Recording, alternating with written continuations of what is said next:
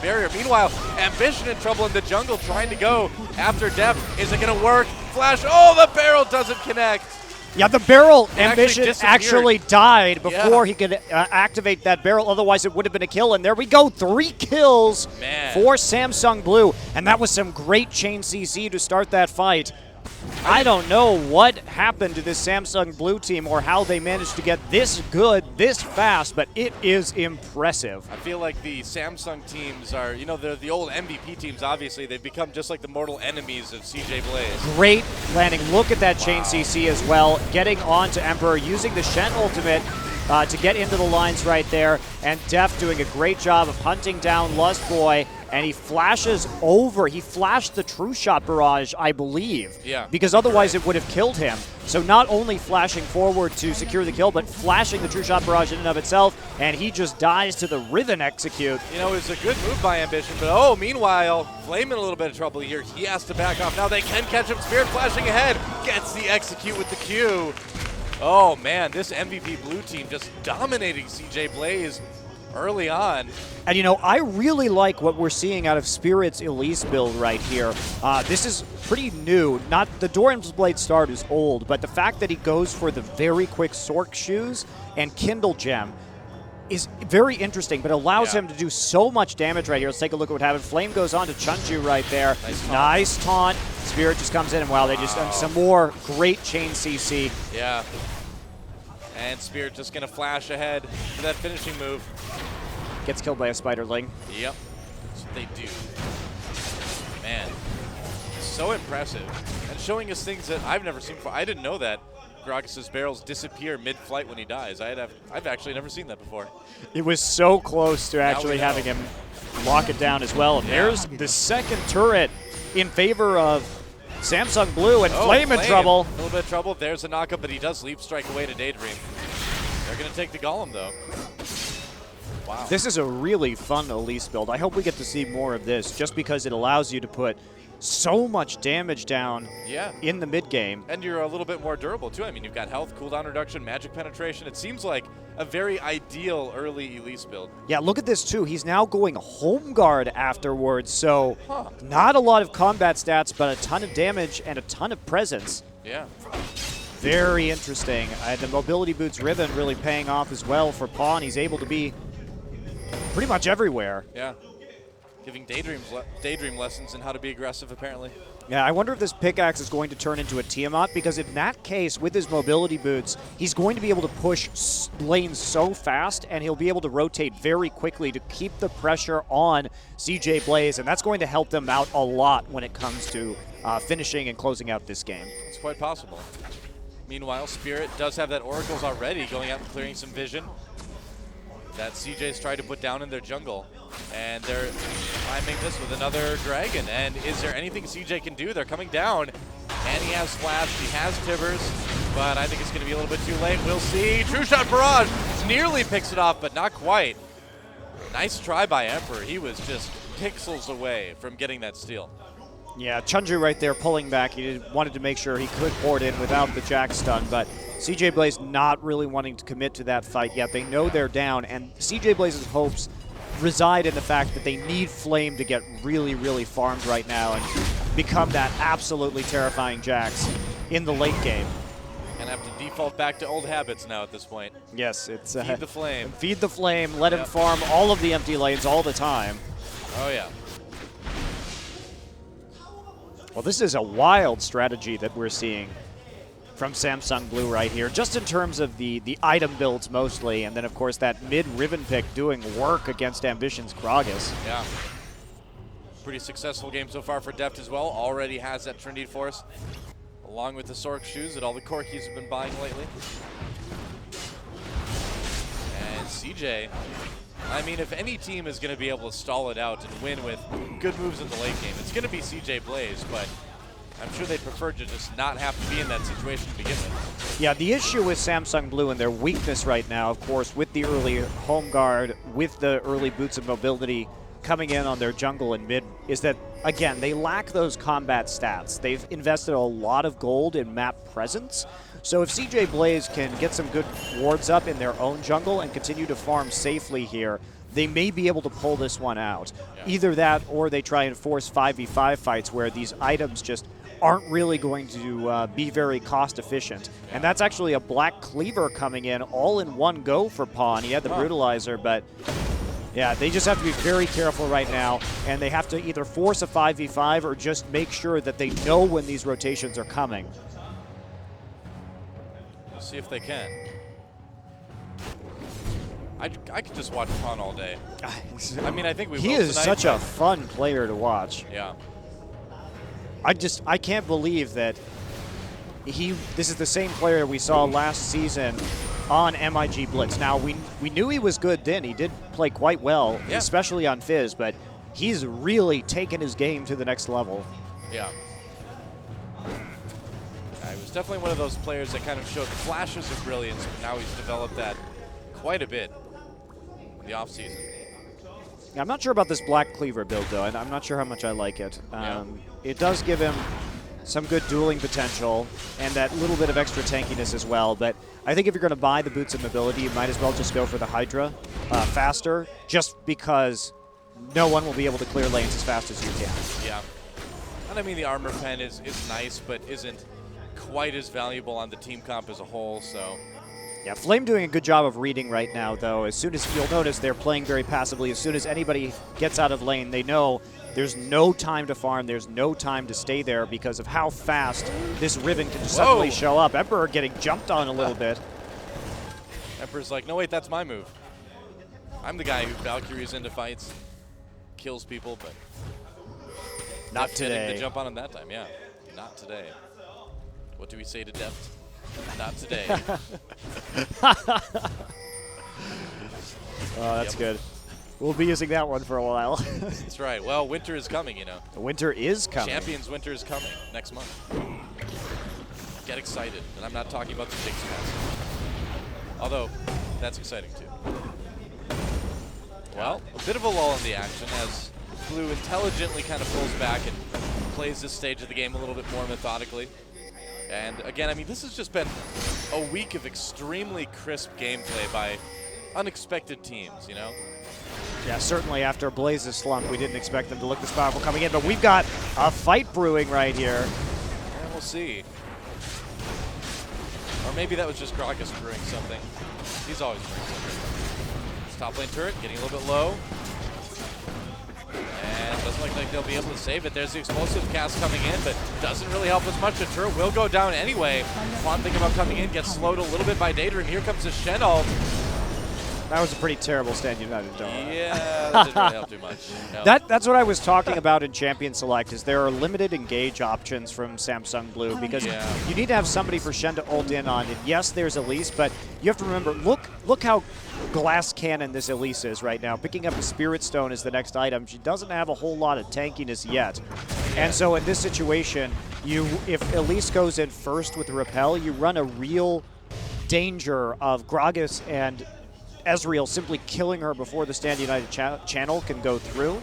Yeah. So that leaves you with Riven, and it's not like Riven has the best gap closers or initiations in League of Legends. And so it results in these kind of awkward situations like we saw right there. Now, they did get the turret for it, so it's not the end of the world, but certainly that will slow down their split push and pressure on the map in the future. It's just weird to see Shen in a game and not have him be played by Flame. I think that's the strangest thing, really, is that I see like Stand United coming in like, wait a minute, isn't Shen on the other team? It's like, oh wow, it's actually a game where Shen isn't played by Flame. Yeah, they didn't prioritize it very much this time around. No. And we have the Dragon coming up in 15 seconds, so Spirit going to take the blue buff for himself right there. And will they ward up? They are a little late in terms of getting some good wards down around the Dragon. Yeah. Emperor going to clear out that top lane wave. Yep. That should start pushing back in the other direction, and that gives them the chance to rotate down to the Dragon Pit. See if they can maybe get a fight, maybe get some sort of pick going. Depth, though, they know where they are right away. So much vision over the entire Dragon area for Samsung Blue right now. It's going to be really tough for CJ Blaze to get any sort of drop on them. Yeah, that said, they do have the power to just burst some of these squishy targets down pretty much instantly. Shen doing a good job of zoning out Flame from the side. Lustboy in trouble. He gets jumped on. There's a slow as well. Oh, wow. Actually, they take out Pawn. Good turnaround. And now CJ Blaze backing off a little bit. That shutdown on Pawn was quite nice. There's the repel from Elise. Where's it coming down? Right in the middle. There's Lustboy coming in, trying to get that stun. Nice knockup by Daydream. Deft in the back lines. They'll turn. Chunju gets the kill onto Lustboy. This fight could be going better for CJ. Daydream very low right now. Has to back out. Yeah, a sloppy engage there from Samsung Blue, and that's where they would have really liked to have had that Stand United up and available. And Deft managing to clean up just a little bit, and I don't know. I don't know if Lustboy should have used the Tibbers right there, but that's the burst I'm talking about when you have such squishy champions. I mean, Last Whisper was the next item completed by Riven. Not a lot of health in those items. No. And you run that risk right here. If Chunju's not in there to tank up some damage for you, you're pretty much guaranteed to lose some champs early on. Yeah. That said, I do feel like I'm sensing a little bit of desperation now on CJ Blaze's side to get a play, to make something happen. Let's watch that team fight again. Yeah, this was just a miscommunication pretty much. Pawn goes in and just gets obliterated by the burst, but there are no more ultimates from CJ Blaze, which is the nice part. But we'll switch back to Samsung Blue here, sieging the mid lane turret. Stand United back up one more time. Emperor very low on health after taking a lot of rockets to the face from Deft. Yeah, looks like we will be seeing Pawn. Whoa, a lot of damage there. Oh, the explosive cast barely doesn't finish him off. Yeah, barrier used right there for Deft. Good patience, though, not to use that flash. Good presence of mind coming out there to save that one for a little bit further. Pawn's going in. With the Stand United, there's the Q stun anyway. Ambition trying to get away with the body slam, can't do it. Taunt helps secure that kill for Chunju. They're going to go after the mid lane turret now. Lustboy, not a lot he can do on support Annie from there. They will claim that turret. Samsung Blue up 4-2 now. Yeah, and okay, well, we see Deft coming back into lane. Missed out on a little bit right there, but it's okay. I mean, they've got a substantial lead at this point. Oh, yeah. But again, not to say that CJ Blaze can't come back here, because they certainly can. You only need, the great thing about support Annie is you only need to land one good ultimate to really turn a game on its head, especially when we're talking about a high burst damage champion like Gragas and a late game terror like Jax. Yeah, that is very true. See if they can. In the meantime, Samsung Blue just taking time to push up their lanes, making sure all their minions are in a row.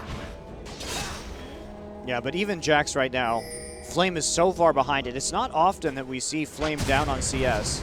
Right. Although we have seen it more than once this week, though. And the reason why is because that's a signal that CJ Blaze is breaking out of these old bad habits where they used to just try and farm Flame up into Oblivion, make sure he had 100 more CS than his laning opponent, and therefore get an item advantage for the late game. This just shows that Flame has been much more active on the map and active in terms of grouping earlier than he has been in the past. That is definitely a good thing for them as well. I mean, at the end of Champion Summer, there was just so much that Blaze needed to change, and they have made a lot of those changes. So even if they do lose today, they will have shown some improvement for sure. Pawn really chasing Flame through the jungle there. In the meantime, there's the explosive gas. Really nice. Deft fails to slash over the wall. Can he get away? There's a slow. Doesn't look like it. Nice catch for CJ Blaze. And now Samsung Blue needs to be really careful that they don't just filter in one at a time after that. That was a close call, but a nice move for Blaze. Really sloppy by Samsung Blue there, but Blaze taking advantage of it right there, and actually Jax leading them in and helping and actually picking up an assist there in that little fight in the jungle. Yeah, well, that was a great explosive cask, and then Deft just a little bit too far away to use that flash to get over the wall. Couldn't make it out. Now they have to follow this up with some pretty safe, intelligent pushing. We do have Flame pushing down that mid lane. He's going to probably back off soon. Yeah, recalling now. Yeah, this is where the veteran status of Blaze really comes in. Because if you look at this right here, look how fast Blaze reacts to this. And everybody on Samsung Blue out of position. They know Flame is in trouble. Yes, very nice ult, and then they chain it right into sense. Deft gets hit by the body slam, and then Flame comes over to add that little bit of extra damage to take him out. Yep. And also layer those CCs as well. The slow, the stun from Counter-Strike after that. Deft wasn't going anywhere. Interesting game. Yeah, and Blaze, they know how to get out of this situation. They know what they need to do. They were very cautious in the mid-game in terms of watching for that Boots of Mobility Riven rotating around the map. They didn't take that many risks. Yeah. Now, if they're going to claw this way back into the game, they're going to take probably about another 15 minutes or so to do it. Yeah, I would say but so. But it's definitely still on the table here. Yeah, the damage is starting to get up there a little bit. Nice dodge with from the roots with Lustboy. Yeah, and now we see CJ Blaze taking a lot more map control. Not a lot of wards up right now. Yeah. For Samsung Blue, they're looking to fix that, sending out Spirit with an Oracles of his own. And the Dragon fight coming up here real quick. But CJ may have a bit of an edge here just because of all of that AoE that they possess. Pawn looking to get a pick right here. Yeah, he's going to try to go in on Flame here. There's a stun. Flame a little bit low. Counter-Strike has been activated. Pawn tries to flip around it. There's a Leap Strike over to the ward. Looks like Flame will get away. But Shen coming in with the Stand United. There's a great taunt in the middle of everything. Flame really low in the back lines. Meanwhile, Ambition gets taken down by Chunju. A double kill for him, actually. Pawn picking up one as well. That was a flame-worthy taunt right there. That was an insanely good taunt by Chunju, and not only that, but great target calling. Oh, speaking of great taunts, Emperor gets saved a bit by Daydream, still a little bit low. Okay, tough to disengage from that, but Chunju is going kind of crazy right now. Well, I mean, right there, that taunt was absolutely perfect, and the fact that the target calling was so good, they took out Lustboy before he had a chance to use his ultimate, which is CJ Blaze needs Tibbers to hit a couple people in order to win these team fights at this point. And when they take out Annie so quickly, of course, there's just not that option. And now they're just going to go for Baron. Wow, they're going to give it a try here. Can they do it? Daydream is there. He knows something's up. Baron getting low. Daydream getting caught. He may not make it out. There's the Ignite. Pops the passive. The Golems are going on a fantastic voyage. Now they're returning home. But Baron taken by Samsung Blue.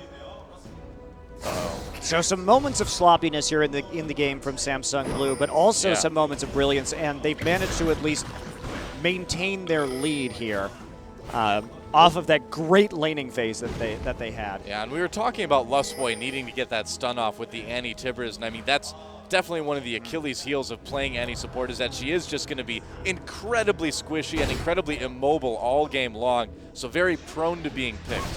And look at this here. We have the Distortion enchantment finishing on the Pawn, and the reason why that is because for initiations, we've talked about the initiation issues with this composition, but for initiations, they are very reliant on Riven flashing in while Stand United is on top of her. And they need Stand United on top of Riven because she's so squishy that in order to do damage, she has to be able to live just a little bit longer. Yeah. So a very intelligent, I think, item purchase right there for Pawn, and very composition specific to this game.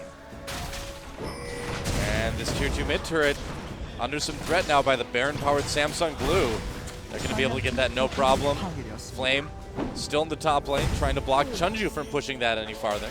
Yeah, unfortunately, Chunju is too much of a monster right now, and Flame can do absolutely nothing to Shen until he actually completes his Blade of the Ruined King. So he's pretty much doomed to just get split pushed right into his turret right here, and his job has to be stopping that Stand United. That's pretty much his only function at this point in time. Well, here we go. They're coming into this turret now. Pawn and Chunju there. Everybody else rotating up. Emperor trying to poke at that Mystic Shot as best he can. Takes a chunk out of Spirit. They do get the tower. Now they're coming in. Flame very low. Nice knockup from Daydream. Explosive cast. Pushes Deft way to the back. Emperor trying to kite as best as he can. Daydream has some flash for the wall. Ambition still high health. Emperor on the run though. Pawn coming in with the Stand United on top of him. Gets the kill as Shen enters the fray. Can he get the taunt onto Ambition? Doesn't want to do it under the turret. They're going to be content with the 0 for 4 and the inhibitor, it looks like. Oh, Ambition trying to get in onto Deft, but the Valkyrie is going to save him. And this game is all but over. Probably going to be the end of this game as I think so. Samsung Blue turns a fantastic laning phase into a nice snowball and a pretty clean 30-minute win over CJ Blaze. Yeah, wow, there it is. GG and Samsung Blue. They took out the Season 3 World Champions. Can they take out CJ Blaze as well? They're one win away from doing just that. This would be an insane story. And oh, yeah. What a story something going to WCG. absolutely no one would have predicted heading into these WCG qualifiers here in Korea. Yeah, I mean, with the dominance that SK Telecom showed at the World Championships, to have Samsung Blue come in and play this well, I mean, these haven't been like really overly messy, overly sloppy games. Blue's just been winning. The depth of skill in this scene is just absolutely insane. Well, that's why OGN is always interesting. It certainly is. You never yes. know which team is going to be hot. We've never had a repeat winner of champions. Yep, that's right. And Samsung Blue looking pretty dominant, and they may punch their ticket to their first international event with another win. Yeah, they really could. I mean, it looks like they carried that momentum over from their games against SK Telecom quite nicely into today's match. A little bit of stunned looks on the faces of the fans there. Some of them look happy, some of them look a little bit surprised. I don't know. It's going to be great, guys. Game number 2 on the WCG Korea Finals. Blaze versus Blue coming up in just a few minutes, so don't go anywhere. We'll be right back on OGN.